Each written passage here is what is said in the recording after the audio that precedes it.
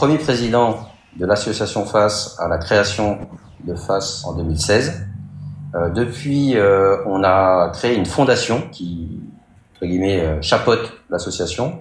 Donc aujourd'hui, on est deux présidents. Moi, je suis le président de la fondation et c'est Pierre Baudry qui est le président de l'association. Donc on travaille ensemble aux destinées de cette fondation très importante. Donc effectivement, j'ai pu, au travers de la fondation FAS, œuvrer dans le domaine de l'insertion, dans le domaine de la lutte contre les exclusions. Et j'ai pu, au travers des actions réalisées par FAS et en relation avec l'ensemble des partenaires, notamment une partie du tissu associatif très riche de la Polynésie. Et ça a été pour moi une révélation extrêmement enrichissante. J'ai pu aller au devant d'un certain nombre de Polynésiens, notamment dans les quartiers prioritaires. Et ça a été pour moi une révélation dans le sens où j'ai découvert des gens actifs, des gens qui veulent trouver des solutions, et donc aider les gens à se prendre en main et à trouver des solutions et à s'en sortir, notamment les jeunes des quartiers prioritaires. C'est à chaque fois une grande satisfaction parce qu'on a des gens extrêmement intéressants, extrêmement motivés. Et parfois, ils ont simplement besoin d'un coup de pouce, ils ont simplement besoin qu'on les aide, qu'on les écoute, qu'on les soutienne. Il faut être réaliste, hein, tout le monde ne part pas dans la vie avec le même niveau de chance. Et il nous appartient, en tout cas ceux qui sont un peu plus privilégiés, d'aider les autres, surtout ceux qui veulent qu'on les aide. Et ce qu'ils en font, c'est vraiment réconfortant. En tout cas, moi, ça me donne à chaque fois beaucoup de motivation. Parce que on a des vraies réussites et on travaille avec beaucoup de partenaires, à la fois le tissu associatif, on travaille aussi avec le RSMA, on travaille avec les communes. Et quand on travaille dans un écosystème de plus en plus structuré, on en tire les fruits et c'est toujours réconfortant.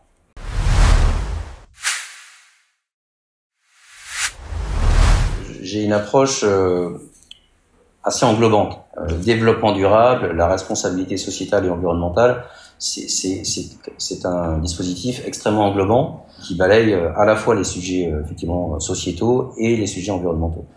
Donc avant de revenir sur les sujets environnementaux, il y a déjà les sujets sociétaux et par définition, de par même les missions de la CPS, de par son spectre d'intervention, finalement on est au cœur de tous les sujets de société, la santé, la prévention, quelque part le bien-être et l'équilibre des Polynésiens. La CPS est au cœur de toutes ces problématiques-là. Donc c'est vraiment ancré dans l'ADN de la CPS. Après, je vais aussi différencier la RSE interne et la RSE externe. Et on essaie à la CPS, et moi j'essaie d'animer et de poursuivre les actions initiées par mes prédécesseurs, on essaie de travailler sur les deux volets. Sur la RSE interne, il y a un certain nombre de dispositifs qui ont été mis en place. On a travaillé déjà sur la problématique de l'énergie avec la mise en place de panneaux solaires, sur la gestion des déchets, sur l'inscription et l'animation autour de la notion d'entreprise active. Et non seulement c'est quelque chose qui est important, mais c'est quelque chose qu'il faut structurer. C'est la raison pour laquelle, quand je suis arrivé, j'ai proposé et souhaité qu'on s'inscrive à la CCISM dans une démarche de challenge Pénurie durable. Ça permet effectivement de poursuivre les actions entamées, mais de les poursuivre dans un cadre structuré et au final d'avoir un label, d'avoir finalement un jugement externe qui permet de s'assurer que les actions qu'on mène, elles sont quelque part homologuées. Donc c'est stimulant. C'est aussi important de fédérer les équipes. Il y avait des actions qui étaient peut-être parfois un peu éparses. Donc l'idée c'est de les organiser, les coordonner, donc avec un peu de méthode. Et je m'aperçois que aujourd'hui les attentes sont fortes de la part des collaborateurs de la CPS, de tous les collaborateurs de la CPS en général, mais forcément en particulier de la nouvelle génération. Et à la CPS comme ailleurs, on a vu arriver une nouvelle génération depuis quelques années avec cette fameuse génération Y, avide de sens, avide de s'inscrire dans une démarche un peu novatrice et qui a envie de contribuer. Donc c'est l'occasion aussi pour cette génération-là, mais aussi pour tous ceux qui veulent, de participer à des actions, et elles sont extrêmement diversifiées. On a des jardins partagés, on est en train de mettre en place des ruches. L'idée c'est d'être systématiquement en mouvement, c'est de libérer les énergies, de laisser des propositions émerger, de réaliser des choses. C'est important de réaliser et de visualiser des choses. C'est d'être en mouvement et de ne jamais s'arrêter. Donc, ce qu'on avait déjà fait, on capitalise dessus, on le perpétue, on le développe et on essaie absolument de le structurer et de l'améliorer. C'est que chacun, en fonction de ses appétences, en fonction de ses compétences, apporte sa pierre à l'édifice. Et je vois, moi, visuellement, que depuis le début de l'année, comme on dit, l'alchimie se met en place et c'est extrêmement motivant et extrêmement enthousiasmant de voir ça.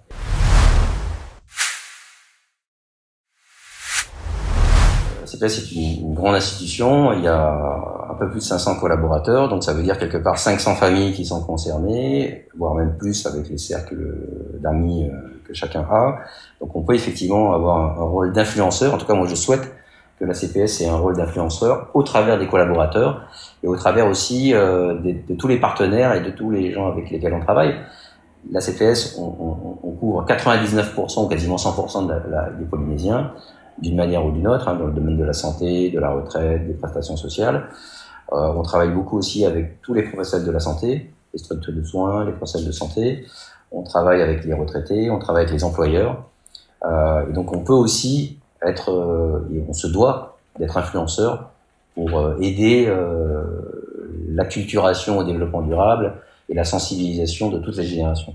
Donc moi, je souhaite que la CPS s'inscrive dans cette démarche mondiale, universelle. Et aujourd'hui, en Polynésie, on voit que c'est normal. On vit dans un très beau pays. Notre Fénois, on y tient. Et je pense qu'il est important que tout le monde participe à sa préservation. La RSE externe, ça consiste à pouvoir non seulement travailler par rapport à nos problématiques, on va dire liées à l'organisation CPS et à ses collaborateurs, mais comme je le disais, je pense qu'on peut et on doit avoir un rôle en tant qu'institution pour véhiculer et aider et participer à des démarches collectives. Je reprends l'exemple la CPS est adhérente d'entreprises actives, au même titre que d'autres institutions, que d'autres entreprises, et je pense qu'on peut être le véhicule auprès de tous les employeurs pour rentrer dans cette démarche.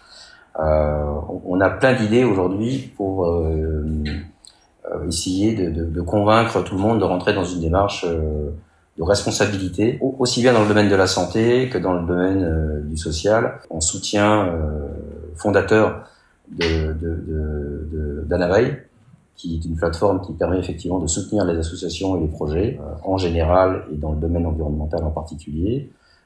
Donc on essaie effectivement de convaincre et de quelque part de valoriser cette plateforme et de permettre à un certain nombre de projets ou d'initiatives d'émerger grâce à cette plateforme. C'est le type d'illustration et de projets qu'on soutient parce que ça permet de soutenir d'autres projets.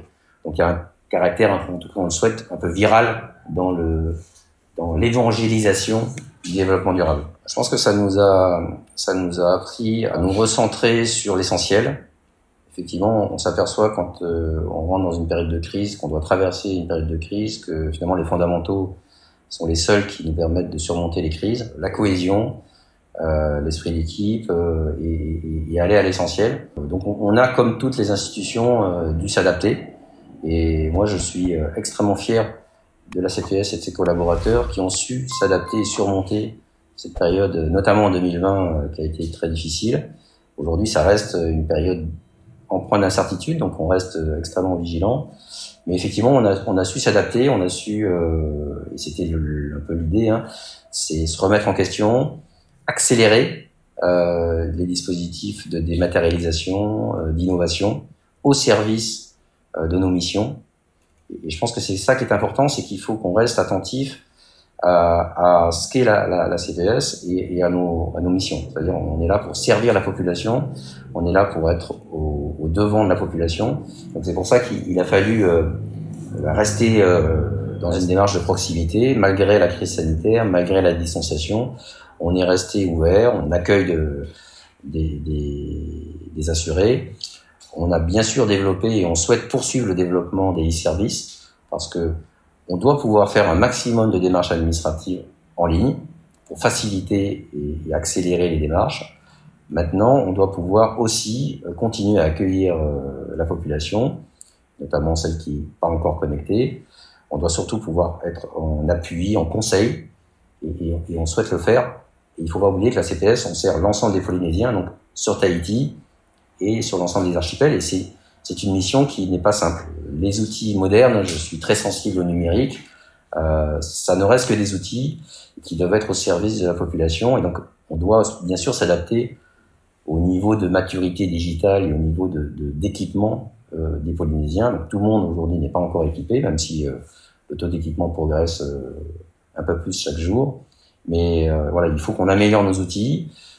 C'est ce qu'on essaie de faire chaque jour. On est vraiment dans une démarche d'amélioration continue et on essaie d'accélérer nos chantiers, nos projets, et on va continuer. Mais en restant humain, parce que ce qui compte, c'est quand même la richesse des échanges et surtout une capacité à s'adapter. La situation et on va dire le mode de fonctionnement sur Tahiti, dans les îles, voilà, la situation des populations marquises, au Tuamotu, n'est pas celle de Tahiti, donc il faut aussi avoir une approche adaptée.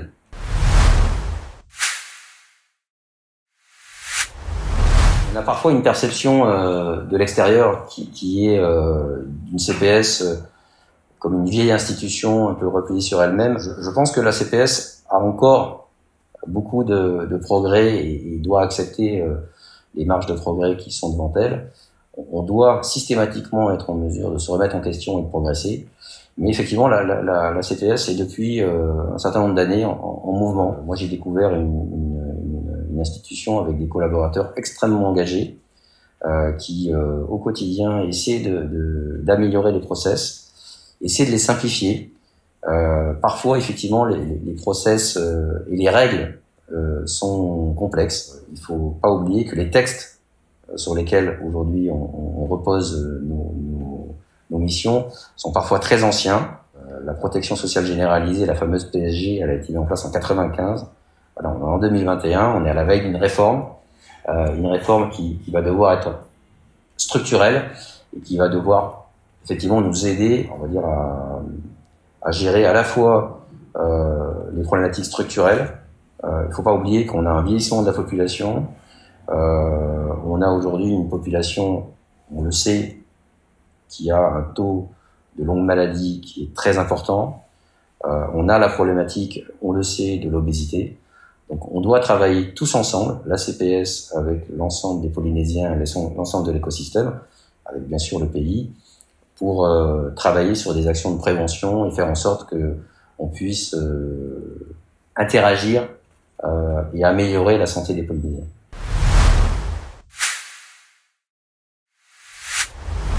On sait qu'on doit améliorer notre qualité de service et on s'y attelle.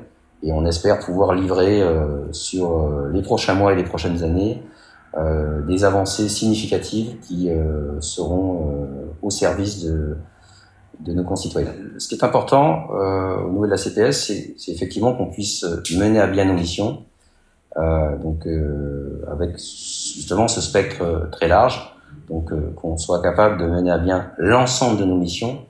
Et effectivement, dans le développement durable, il y a la notion de durable. Et la durabilité, c'est quelque chose de très important. Il faut qu'on puisse apporter de la sérénité, de la confiance. Donc le système de protection sociale, il faut le réformer pour pouvoir le rendre solide et qu'on puisse se projeter dans la durée. Les circonstances ont fait qu'il y a eu des réformes, mais qui n'ont peut-être pas été suffisantes. Là, on a l'opportunité de faire une réforme qui est conduite par le pays, qui est une réforme structurelle, qui doit nous permettre de nous projeter dans la durée et donc de solidifier cette protection sociale pour l'ensemble des Polynésiens, avec effectivement de la transparence qui soit perçue par tous, ou en tout cas par le maximum, comme solide et équitable. Et après, l'idée, c'est de participer de façon aussi pragmatique et agile. Il faut aussi chercher à faire des choses qui soient tangibles, qui soient visibles, avec des succès sur lesquels on capitalise. On a besoin de se motiver, on a besoin de victoires. Et c'est important aussi de faire parfois aussi des actions qui sont moins vastes, moins ambitieuses, mais avec des petites victoires. On a pu signer il y a pas longtemps une convention sur la gestion des déchets avec Fenoama. C'est une petite victoire, mais une victoire importante. La gestion des déchets, c'est très important. On a aujourd'hui, dans la démarche de dématérialisation, diminué la consommation de papier. On souhaite effectivement être très ambitieux et poursuivre. On a encore trop de papier, donc on va continuer dans cette voie-là. Autre exemple, un peu emblématique, la CPS a du foncier. Alors, contrairement à ce qu'on peut imaginer, on n'a pas des fonciers partout, mais on a quelques fonciers sur lesquels aujourd'hui on a des projets, et notamment des projets qui s'inscrivent dans le cadre du développement durable, avec notamment des projets de champs solaires. Donc on espère que ces projets aboutiront et participeront à cette énergie durable. Et on a besoin effectivement de champs solaires avec batterie qui vont nous aider à atteindre ces fameux objectifs d'augmentation des énergies renouvelables et la diminution de notre dépendance à l'énergie fossile.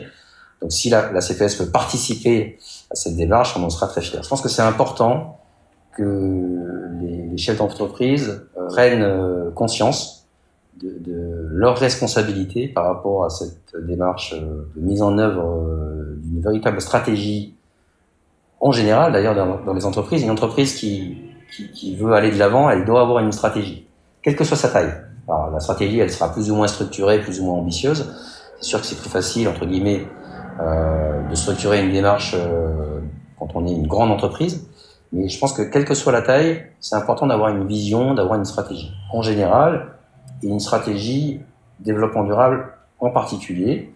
En tout cas, c'est motivant pour les collaborateurs, pour les équipes, c'est motivant aussi pour les clients. Je pense qu'il faut qu'en Polynésie, on soit attentif à la réalité de l'écosystème polynésien et aussi qu'on soit attentif à ce qui se passe ailleurs. Donc c'est un phénomène mondial, c'est un phénomène universel. On le voit aussi au niveau du tourisme durable. D'ailleurs, c'est partie du socle que les institutions du pays ont adopté. Le tourisme de demain, c'est un tourisme qui sera durable. Donc il va falloir effectivement prendre en compte tous ces aspects-là. Il faut que chacun s'approprie et chacun personnalise finalement par rapport à son secteur d'activité, par rapport à son appétence, par rapport à ses convictions. Le développement durable, chacun peut y donner sa définition. Il y a des fondamentaux, mais il faut s'approprier les concepts et il faut essayer d'avoir sa propre démarche. Donc c'est important autour de tous ces sujets-là que chacun forge sa propre opinion et surtout que le dialogue soit ouvert. Et c'est important d'essayer d'embarquer tout le monde. C'est-à-dire qu'il y a les employeurs, les collaborateurs. Et ce qui est clair, c'est que le développement durable concerne toute la société polynésienne, aussi bien les acteurs économiques que chaque Polynésien. Et quand je vois aujourd'hui, là encore, je reviens sur le tissu associatif, on a en Polynésie une richesse incroyable autour de toutes ces associations. On a énormément de bénévoles, notamment dans le secteur de l'environnement, où on voit toutes les semaines et tous les week-ends des associations et des gens se mobiliser pour préserver notre Fénois et c'est extrêmement intéressant. Je pense qu'il faut soutenir ces initiatives. Il y a aussi forcément cet aspect d'éducation, de pédagogie. On voit que nos enfants sont de plus en plus sensibilisés. Et d'ailleurs, c'est souvent nos enfants qui nous sensibilisent et qui nous rattrapent sur les gestes éco-responsables. Et c'est vraiment très bien. Bon, à chaque fois que je vois un enfant appliquer un geste, voilà, c'est l'avenir qu'on prépare, quoi.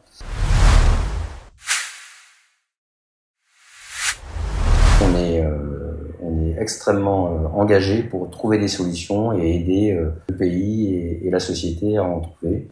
Et le message, c'est que c'est qu'on doit être confiant, on doit être engagé pour trouver des solutions, et les solutions, elles existent, elles sont à portée de main.